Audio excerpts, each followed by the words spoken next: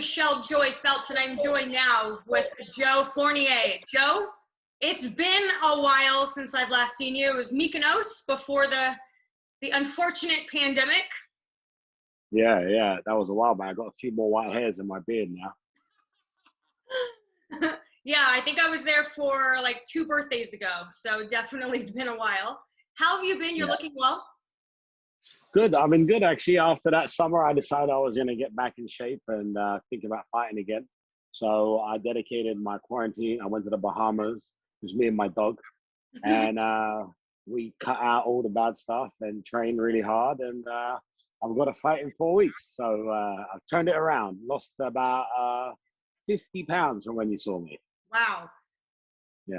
Okay, so back then we were actually talking about you possibly considering coming back. What happened between now and then? Because it has been since 2016 since you've been back in the ring. So for the most part, anyone would look at that and think that you've retired and you've just sort of walked away from boxing. Yeah, like it's just been busy. Like, when you get older, this is the thing people don't, when you're young, and old people used to say to me when I was young, like, when you get older, it gets harder. And I never quite understood it, but it's true. It's like, your parents are older, you got to deal with them. You got cousins, uncles, you become more responsible, I guess, when that free spirit of 21, where you do what you like. So I guess life caught up with me, business caught up with me.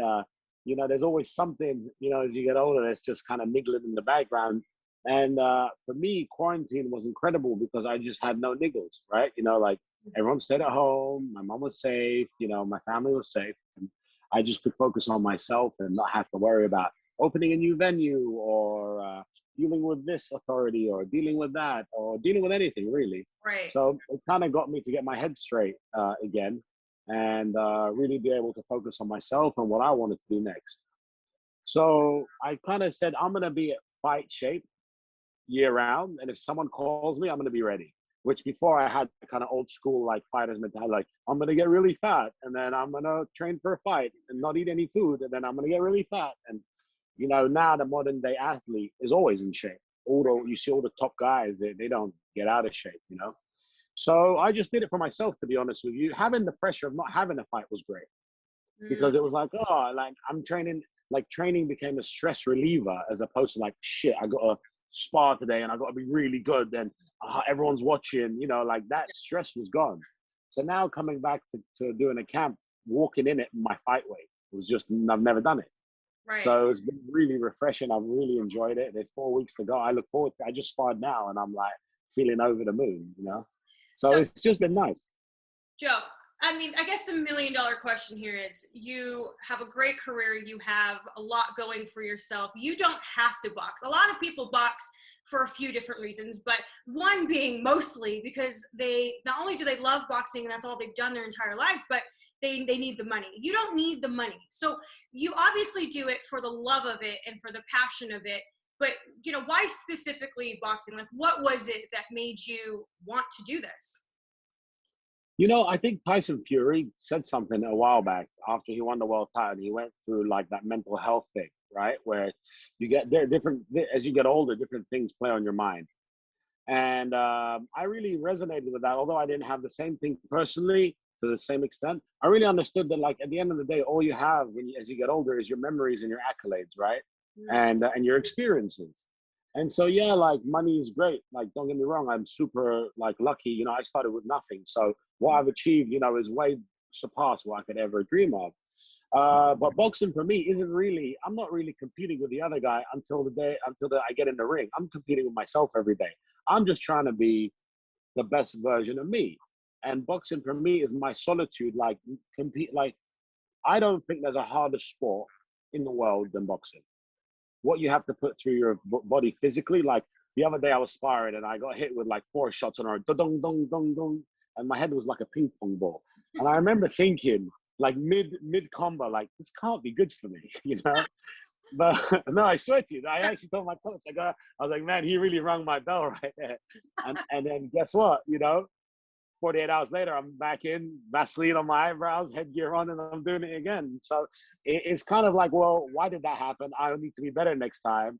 And it's my own challenge. Like the guy that I sparred, I'll probably never see again. You know what I mean? Right. So it's my own personal mental challenge. I don't compete with anyone. I'm not trying to beat anyone specific. I'm just trying to beat my demons, trying to be healthy, trying to, achieve some great accolades. And you know what I love most about boxing is this part. I love the interviews. I love the razzmatazz. I love the leader. I love the mind games because it's all part of it. Yeah, yeah, I it is. really like. If I just someone said you're gonna go fight in a shed, no one's gonna see it, I probably would never fight again. If it's not a big show like now, I'm fighting on Triller, April 17th. It's hard to motivate. You're all right. It is hard to motivate. So I'm lucky that I got to fast track a bit because of my other life to be able to fight on these great experiences. So to answer your question, I do it because it's a personal challenge. I think a lot of people doubt me, which is rightly so. Like, who's this guy? Never had any amateur pedigree. Showed up. He made it to number 10 in the world. Probably bought his way there. Trust me, it's a lot more expensive than you think. I wish I could afford that. And it's just my challenge with me and my demons. So that's kind of why I fight. Okay, so let's talk about this fight that you have coming up. I mean, it is on a big card. It's the Triller card for Jake Paul and Ben Askren. At one point, there was talks of a potential fight between you and Jake Paul that didn't manifest. Why was that? Yeah. Look, it started with BJ Flores telling David Haye that Jake would put me in a coma, and he's the truth. I was told you in Bahamas, minding my own business, running up and down the private beach with my dog. So I'm still a competitor, and I'm still, an alpha male. That's why we fight, to prove our manliness to ourselves. So I'm like, I'm not going to have this little kid that's just deluding go around and tell me anything, right? Especially when he's had 2 fights, okay? Maybe 15 years ago, we're probably the same level, but a lot's changed since then. Mm-hmm. So I said to David, look, if I know BJ likes to gamble. I said, if he likes to gamble, let's put a couple of £1 million on it. One for BJ and one for Jake. He's got the money. Let's do it. They were like in agreement. They were all about it. And then they kind of went the other way and backed out. And obviously someone's sense came to them. I wound him up a little bit. He called me an old man. He said I'm irrelevant. Whatever, maybe it's true. I am old and I'm probably not that relevant to his life, But I fancied it. I wanted the fight. And he kind of ducked me, in a very, very heavy way. And so Triller called me and said, look, we'd love to fight. We'd love to have you on the card, on Jake's card.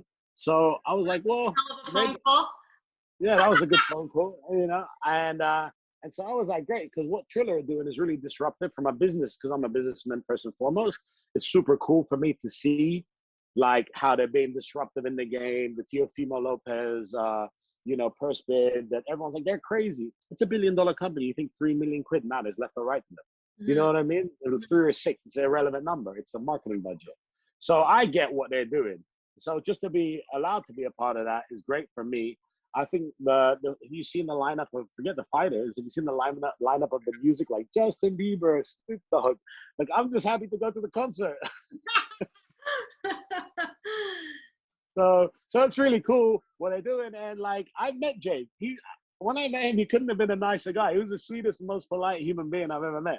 And then I see his videos on Instagram. I'm like, I swear to God, either he's the smartest person on the planet who's building this persona of a problem child. Because when I met him, you think he was like, we met in church. That's how polite he was. Seriously, I always say that too. And I'm like, when I first met him, and I've interviewed him a couple of times, he's never been like out of line. He's never been disrespectful. He's very kind. He makes time for you. Like, he's not like that. But then you see his persona on social media, you're like, whoa, like, it's just bigger than anything. So you can look at it, you can either hate him for it or you can respect him for promoting himself. Right. And then he's probably getting paid $10 million for this next fight, which is probably more than most world champions getting right now. So I don't hate on making money. That's one thing I don't do, because I've had that hate on making money myself. So I'm not going to be mad at him. And then maybe, like, one thing that people don't understand is when you're his age and you train every day and you have good guidance and good coaching, you do get better very quickly. So if you have, let's say, 100% natural talent, I don't know if he does or he doesn't, and you nurture that for 3 or 4 years, you are like as good as some people that are professional comfortably, right? So there is, like, if he said to me after this fight, it's on, trust me, I'm going to do a full training camp and I'm going to take it like I'm fighting Canelo. I wouldn't take it lightly because, he's 24. He's 14 years younger than me. I lost my virginity when Jake Paul was -1. Put that into perspective. I grew up in Hounslow. It's a big ghetto down there. That's kind of normal. I was a late bloomer. Well, So the fight that's what it's at. the fight that you're having, Joe, is against a famous musician, a popular musician on Yeah. YouTube. He boasts over 2 million subscribers. Let's talk a bit about. They call him Reykon. So So he's like Justin Bieber of Colombia, or well, maybe he's a reggaeton, so it's a bit different genre of music. But he's like the coolest guy in Colombia in music. And I'm in a bar. It's a restaurant. It wasn't even a bar. I'm in a restaurant. Triller, like I had a different opponent lined up, and I am in the bar, and a girl keeps looking over. Right, so I'm single 6 years. I'm in Miami. I got a little suntan. We thought the British accent might work for me. So she keeps looking over as I'm walking to the bathroom. I slide past and I say, "Hey, what's your name?" We start talking. I say, "Give me your Instagram." I thought I'd slide in the DM. mhm. And I get pushed in the back. And I look behind me and it's like a bunch of guys. And I'm like, I go to her, "Is that your boyfriend?" She's like, "No." So I'm like, oh, maybe like they're messing with me. So I ignore her. I turn back around. Then he really shoves me where I like fall into the girl. And then, we had a little bit of a bar brawl. I leave the bar and then I look at my Instagram and it's just gone viral. He's the biggest superstar in Colombia. Someone's figured out it's me. And we're now on I think I must have had like 2 million people look at my Instagram in 24 hours. It just went viral. So I just hit him. I said, listen, because I was getting death threats. He's from the same town as Pablo Escobar. So I was getting these crazy people death threatening me, like, "We're going to blow your car up. We're going to watch this, watch that. We know where you are in Miami." I'm like, holy shit, this is intense. So I just DM'd him. I said, "Look, where I'm from, we just figured this out in the ring." It's like, so I don't know why you need 20 people around you. He read it and didn't reply. So I screenshot that, posted it, and tagged him. And I said, "Well, there's the truth. He's the tough guy behind 20 of his boys." And literally the next day, I get a message saying, "You want to fight? Let's do it." So I called Triller. I say, "Look, this guy wants to fight me. Can we change the opponent?" And they're like, "Fuck it. Yeah, let's do it." So I sent him a contract. He signed the contract in under 2 hours. So then I'm like, hold on a minute. Is this guy like Colombian national champion and I never did any homework on him? Right? Well, only was just something I don't know. So it's like an unknown opponent, right? And he's come to Yeah, because Miami. he's making his debut, so he's never Right, fought professionally before. right. So I don't know whether he was just some like, real like wild goose street fighter or what's his technique. I don't know if he's like, I have no idea. But to take on a fight when, you're a superstar at 4 weeks notice, I just said it in my last press release. I said, he is either brave or stupid. I can't see any way that I've been training already. I knew my fight was coming for the last 2 months. So Wow. I'm So like, I don't know. so I just don't like know. the timeline, right? When this happened in Miami, it was when? 3 weeks ago, Oh shoot. So how soon after that was the contract signed? like 10 days, So he's only like really known that he's going to fight for like maybe 2 weeks, maybe. maybe 2 weeks, yeah. Yeah. And he's removed every video of his Instagram.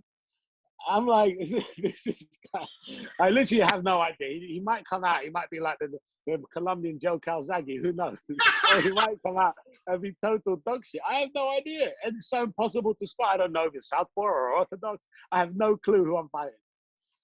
Oh man, that's rough.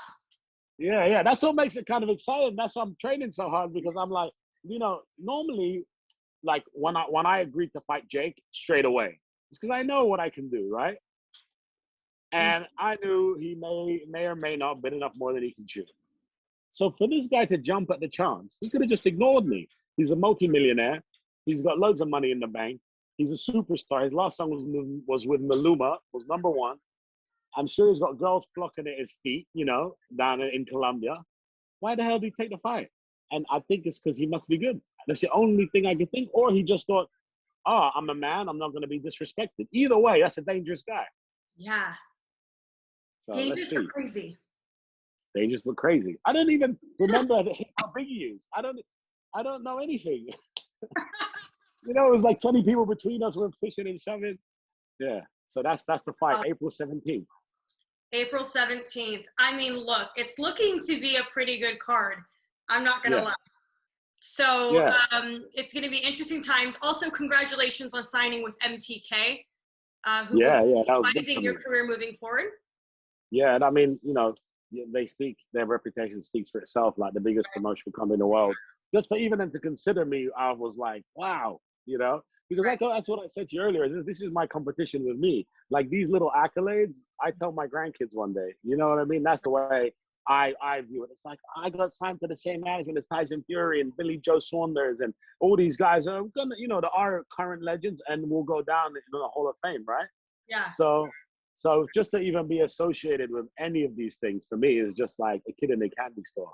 So, Joe, just to be clear, I mean, talking about accolades, I mean, at this point, is there ever a consideration of MMA? Listen, you know I like to make money. And I've always been a little bit of a brawler. It's not like I'm boxing because of my slick technique. I got a good chin and I can punch hard, and that's about it. So I would take an MMA fight if it was worth it. Right. I actually enjoy MMA. I like watching MMA. MTK also have an MMA division, so it could be something that you could explore at some point. Never know. Yeah. But I'm not dumb enough to call out like the Conor McGregors of the world in MMA. I'd box them, but I wouldn't go. You know, Calling out Canelo. Yeah. Let's me and Canelo MMA. Let's do this. You know, I'll kick him in the leg, see how he likes it. Well, before we go, who would you pick? Who are you picking for the main event to win? This is a great question. You know, I would like Jake to win. Okay. Because I would like to fight him next. And so obviously from a selfish point of view, I'd like Jake to win. I'd like to fight him, and I'd like to actually see the old guy against the young guy, you know, really build that up, and it'll be a great experience. And I think I'm the only guy out there right now that has the imagination and the money to match all his publicity stunts and piss off just as much as he pisses me off, you know? You get a super charismatic guy that's super creative like Jake Paul and Ben Askren, who is, I've never met him, but doesn't have that much personality, right? And you put them against each other. It's a bit of a not so exciting build-up. You build me and Jacob, he wants to do something funny to me, it's going to come back 5 times more. So just like I said, the build-up of that fight would be great. So I think I would pick Jake as a pure boxer. I mean, I've watched Ben hit the pads, and either he's a great actor or he literally has no fucking clue what he's doing. I don't know. But combat experience is combat experience. Like, if you think of if you were his coach, would you tie up Jake and make it a brawl inside? Would you know, what's the strategy? Because I think if they stand at distance, Jake wins hands down, you know, and wins in a convincing way. Like I told you, I believe when you're that young. I mean, you know, Ben's had a hip replacement. He's no spring chicken. You know, so at distance, it's going to be tough for Ben. I think if Ben can close the distance and make it dirty and little rabbit punches and be a little on the edge of the rules, I think, you know, that being roughed up, Jake probably has never had before. You being in Miami, Jake being in Miami, have you guys ran into each other anytime recently? We have not. Since you guys have been saying what you said? I think he's avoiding me like the play. He doesn't want to bump into me. You guys, where do you train versus where did he train? Because, I mean, it is a small, Miami's big, but it's not that big, if you know what I mean. Not for boxing gyms and stuff like that. He's been down to Fifth Street Gym. He sparred with Daniele Toretto, the guy that I did my pro debut with. Okay. But he's never there when I'm there, you know? So it's a bit funny. I don't know. I think, you know, I just roll around on my bicycle here in Miami. I like the beach life. He has security, 18 guys around him, you know. He walks around like he's richer than me in some dimension. Whereas I'm more humble about it. I cycle to the gym. I cycle back from the gym. So I think when he's there, they shut it down for him. Oh, got it. So I couldn't even go in there if I wanted to and, you know, have the word. But Jake, I'm here. So even if you want to go for a jog, you know, if you want a pep talk, come see me. Well, look, you're going to be on the same platform together. So I don't see how there couldn't possibly be, I guess, negotiations made between the two of you. You know, should you put on a stellar performance, I don't see what the issue could be. You just got to call him out post-fight and Yeah. speak to Triller and MTK. Maybe even Maluma next, and just keep in the music industry and save these looks, you know? Well, it's definitely Yeah. interesting how this all sort of manifested and came about. Sounded like an opportunity knocked, and you're taking it. It's same with him. So I wish you nothing but the best on April 17th. It's going to be in Atlanta, and I'm sure it's going to be an amazing crowd also. How many people are going to be able to be in attendance? Do you know? It's gonna be no fans. It's just on pay-per-view. I'm gonna post up the link on my Instagram and then in the coming days, and you'll be able to buy it, watch it anywhere in the world. Okay. So that's gonna be pretty dope. To be, you know, my first pay-per-view event as well. So another, you know, accolade. And there's gonna be like concerts and then fights and concerts and fights throughout the evening. And it's gonna be in Atlanta, which is one of my favorite towns in the States as well. So I'm doing an after party at Cheetahs. All right. Well, enjoy yourself. I wish you all the best. It's approaching very soon, and hopefully we'll be able to catch up post fight. Yeah, always lovely to speak to you. You look fabulous as always, and keep fighting the good fight. Yeah, thank you. Appreciate your time. Take care, darling. Thanks, all Joe. right, bye-bye. Bye. Hey Fight fans, it's Michelle Joy Phelps. If you haven't already subscribed to our YouTube channel, make sure you do so by clicking this icon right here, or else